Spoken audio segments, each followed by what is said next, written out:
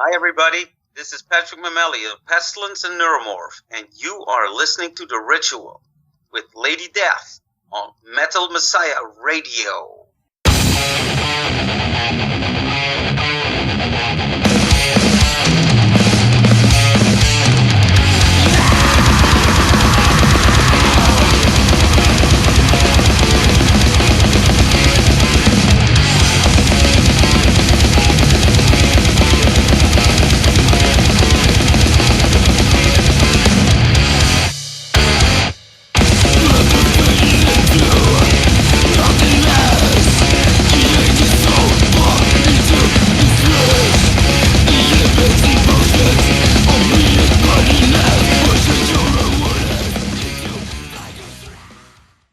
Today, Pestilence technical wizard and mastermind Patrick Mameli is joining us to talk about the recent reunion of Pestilence and his new project Neuromorph.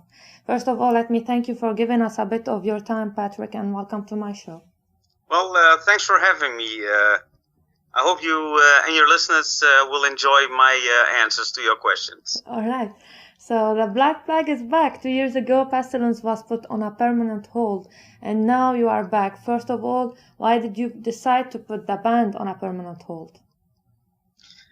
Well, I guess it's always the same with Pestilence. After a while, I get pretty much tired and bored of some of the reactions that I get, and then I've had enough again, and then it's back to the drawing board, or just leave it to what it is. You know, I've always wanted to move ahead and become the best, guitar player and composer to my musical abilities. And when people constantly shout during the shows just out of the body, I'm just baffled. I think, like, okay, why did I record all the other albums then? Just for myself? You know, so that is something that kind of bothers me, and I understand, because I probably would do the same at a Possessed show or something like that. I would want to hear stuff from the first album. But you know, if you make 5, 6, 7 albums and you are only memorized for the first 3 albums, that's pretty sad, I think. Why do you think people always prefer your early stuff? I think that when we kind of started that type of music back in 84, 85, 86, yes, it was still not very much developed, and there were lesser bands, and now there are, plenty of bands, but the people that like listen to metal or death metal or extreme music in general, yes, they are very loyal to the style, and they keep on being metal fans throughout their years. yes. So you would have somebody that kind of grew up on our music, wanting to hear those songs because they were so special for them. And by the time Pestilence got bigger, we made a kind of a musical switch when we recorded Spheres. Now, if we would have recorded a Testimony of the Ancients Part 2, I think that we would have been way bigger. Yeah. And but we didn't, so it's no use to go back in time. But just to answer your question, is like, we have a lot of old fans, people that are in their late 30s and 40s. Yes. And they grew up in a time where this music was very special, and it was still in development. And they like to look at that time frame, and they have very good feelings and fond feelings about those times. So I guess we're kind of stuck with that a little bit.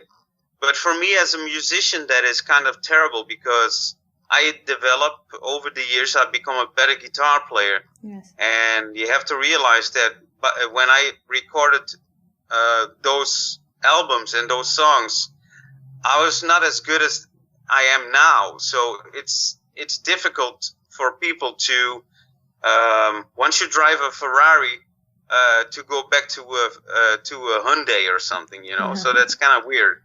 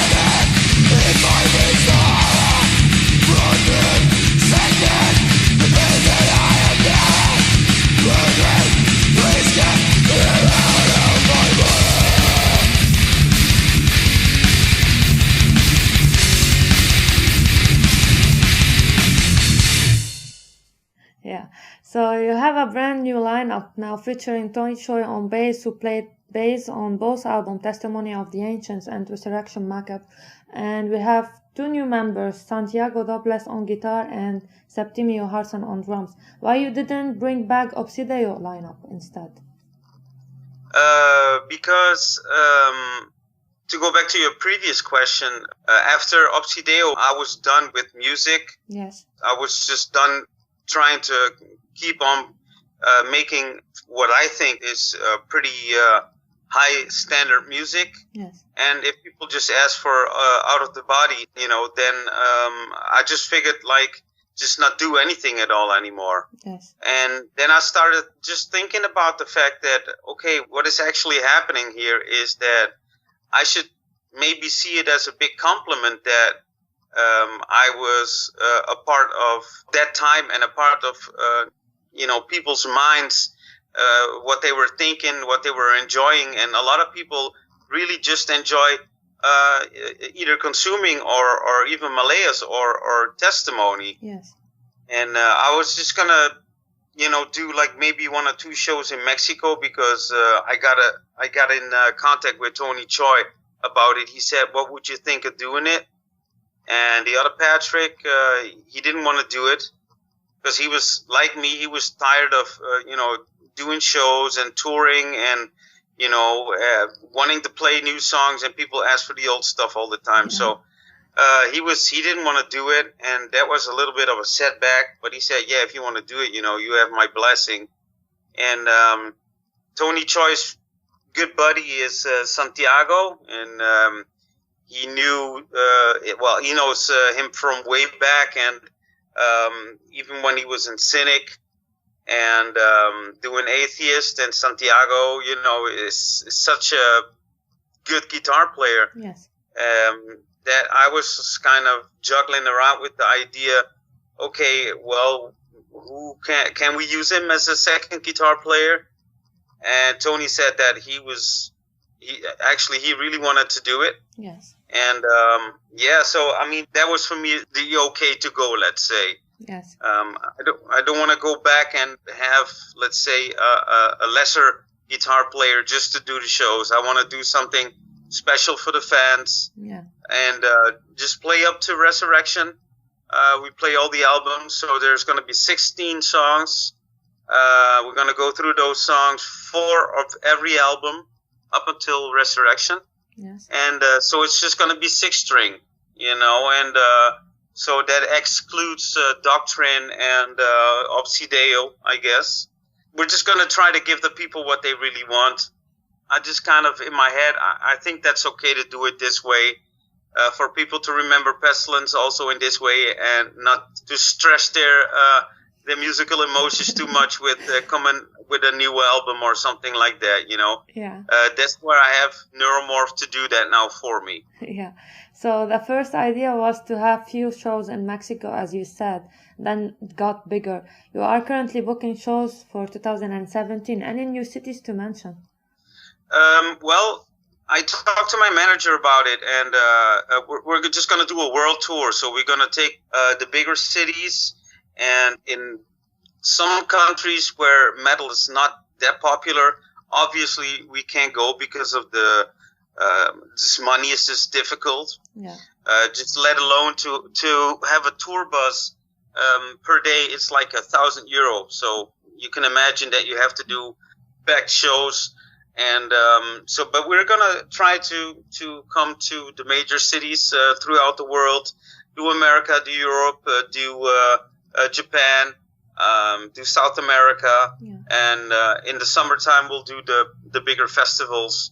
I think that there's still interest in Pestilence doing shows, and especially now that we're just gonna do let's say an old school set list. Yeah.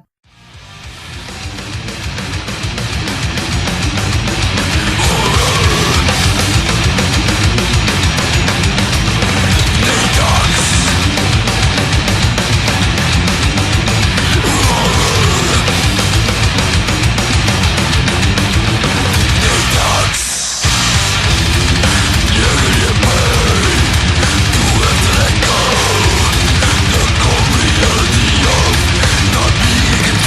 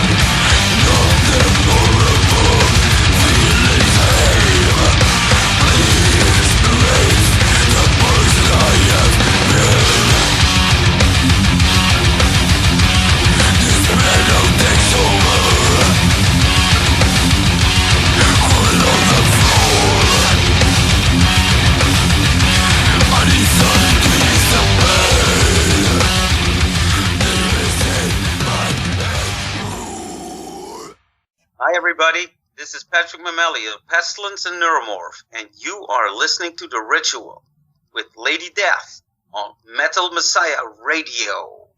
You've been focusing on a new project of yours these past 2 years, Neuromorph. Why did you form that band? What was the purpose of it?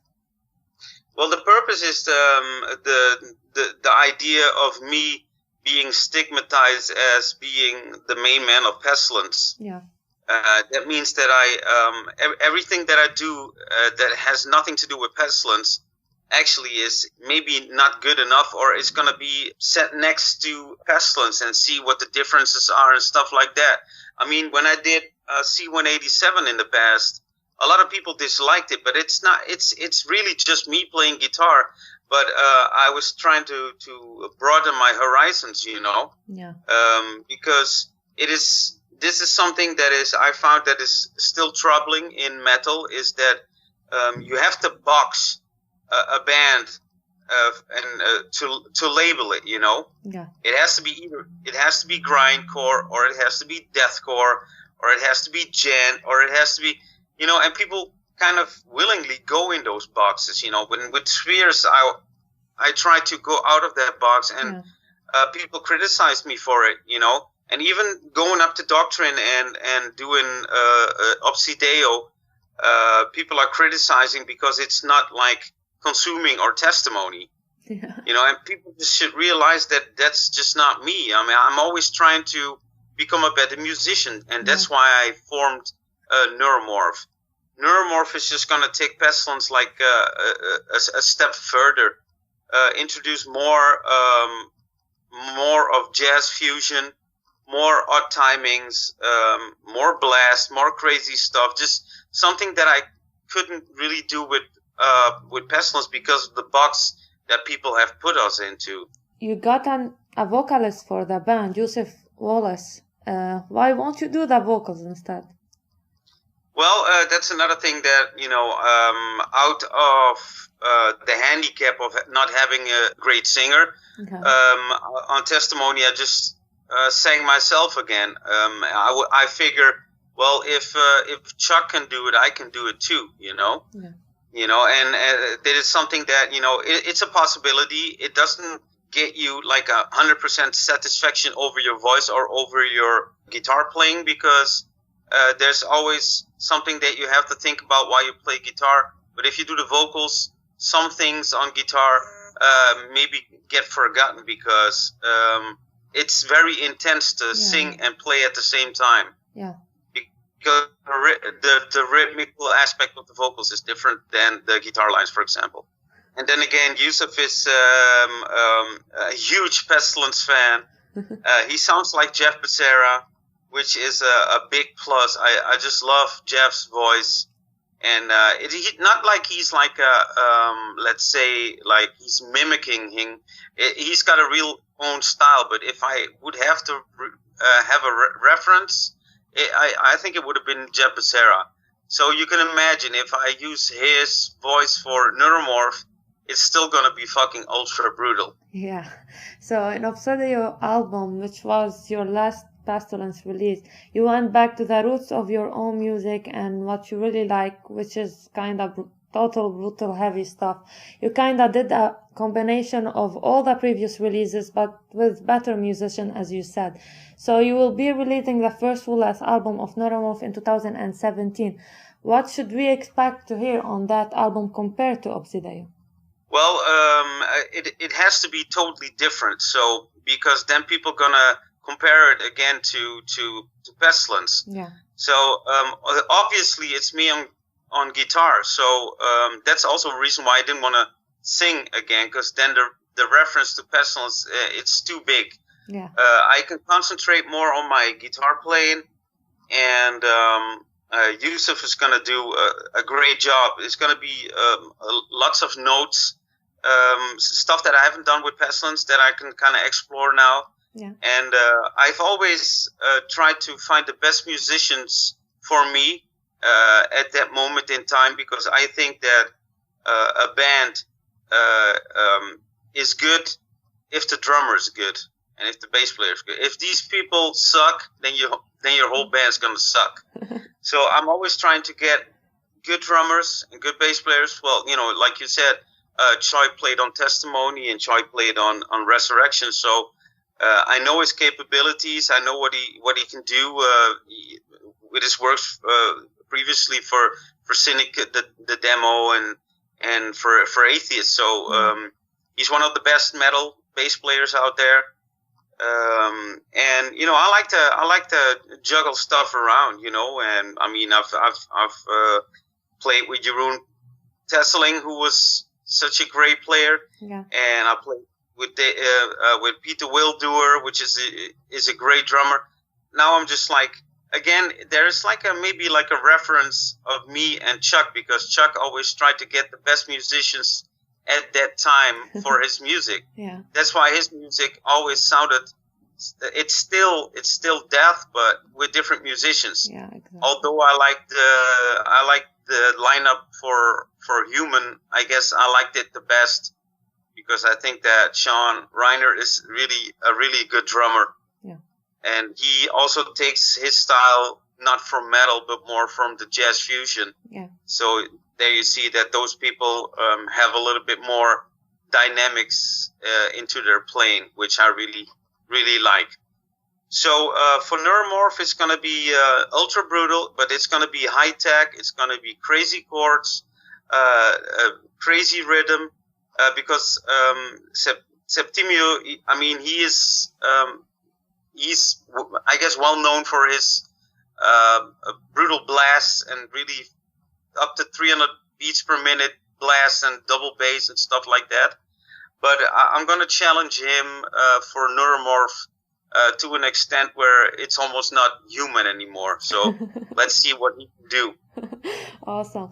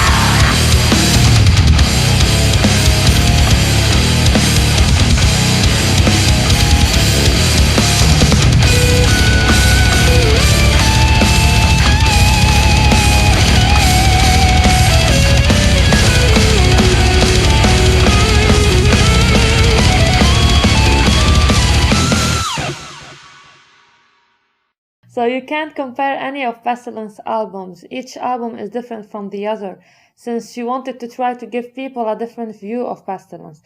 Will you be doing the same thing with the upcoming Neuromorph releases? Well, I don't know if there's going to be more releases or maybe just one album. I have no idea what's ahead for me or what's in store for me. What I do know is that there is going to be some other projects coming up where I can put some of my other ideas into and have other great musicians working with me, and maybe it's going to be total different music. Maybe it's still going to be metal, but just for me, as a kid, I've always enjoyed the more extreme music. So I won't be going into ballads or stuff like that. It's still going to be always challenging music, and I've built up a great legacy with all my albums. So. Yeah. I wouldn't want that for my fans at all, to be going like, oh my God, I don't want to make that Cherry Orchards song, I don't want to be that person, that's never going to happen. Yeah. So can you tell us some info about the upcoming album regarding the title, the lyrics, theme, any label to release the album, etc.? Well, the album will be released somewhere in 2017. But the thing is that now Pestilence kind of came more in the front now, so it kind of fucks up my schedule here a little bit. So I got plenty of riffs written to make the songs. Yeah. But I still have to see what's happening, because if I'm gonna do an extended world tour, that's gonna probably already take me a year. But the technology says that you can bring stuff, on the tour bus and jam and try to come up with some killer music and start recording already, or putting ideas across and stuff like that. Lyrical theme, Neuromorph is more like the relationship of the humanity and robotics. Yeah. And computers, and what it does for people that, just like a very simple example, like a bunch of years ago, it was not even in people's minds that mobile phones would take over the world so much that you only see people now looking at their screen. They're not even interacting anymore with each other, just being busy on the platforms like Facebook and Instagram and Twitter and you name it. So times have changed. I got 2 kids and they know more about computers and computer language than I do, and they're like 9 and 12. So things have changed, and I guess it's kind of a frightening future. What's going to happen, when we get older and our kids are going to be ruling the world with their ideas and actually creating like gods, creating software and platforms where people identify themselves and brainwashing and stuff. So these are kind of the lyrical themes that we're going to be addressing. Yeah. So what is nice and weird about your music in general, that is totally pure. You don't have time to listen to music, and you don't listen to music much. And I'm talking mainly about metal music because you are scared to get influenced, as I read in some sort of interview. You just need to compose pure music with no influences from any other band. Just wondering, how can you compose this great music without listening to such music?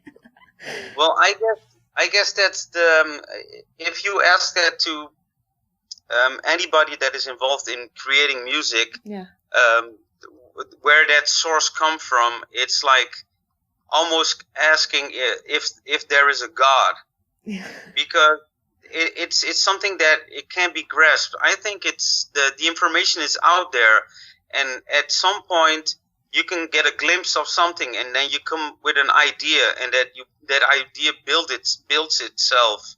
And I mean, that's how I do it. Anyways, I have no idea how I do it, but I try to keep my mind pure.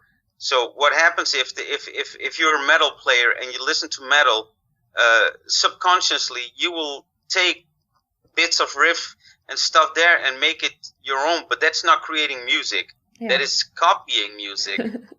So you have to try to be original, and I have to believe that, if you, not just because of the sound, but if you hear my riffing, it's me.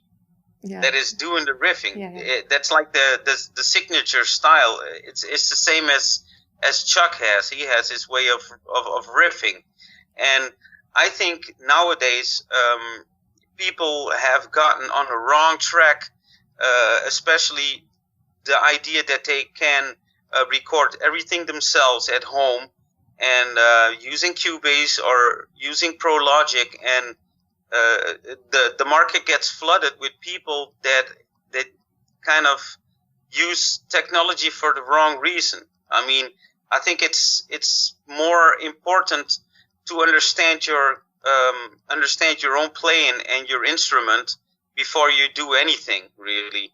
And nowadays it almost seems that the more arpeggios and the faster crazy stuff you play and have 25 riffs in a song or something, that it's considered as a new standard as being good songs. Yeah. Or even go over the top with using 10 strings on your guitar when you're not even capable of playing 6. So this is my thing. The reason why we used 8 strings is just to show that we can do it. Yeah. But it shouldn't be the new standard or something. I think that people should, because youngsters, they don't even know what a cassette player is. They have no clue. They don't even know what a Walkman is. Yeah. Cassette, Walkman, video. I mean, I grew up in those days. Now everything is Spotify or you name it. All those technological advances that have advanced people into doing this. But I'm glad that people still buy albums. I mean, real long players, real albums on a pickup, and then play that stuff. I think that is amazing, and it's show people that you still can have dynamics. But people don't grow up. Guitar players don't grow up anymore on just playing through a Fender or something like this. People have not even the IntelliFX anymore. People buy Kemper. People buy stuff that has high technology quality, and it sounds good, but actual playing kind of lacks a little bit sometimes. Yeah. So you've been on stage and doing music for almost 30 years. Did you notice any change in the metal scene across all this time? Well, like I said before, I think that metal fans are one of the most loyal and purists of music. They like their bands, and they keep supporting the bands for 20, 30 years. And when we quit after Spheres because we felt that the fans couldn't grow with us, I guess, on the same speed that we did at that point. And now people say, well, Spheres is a cult album. Some people really dig that album. But back then, nobody liked it, Yeah. I thought that we were the only ones that liked that album. So we kind of left it there, and then we didn't.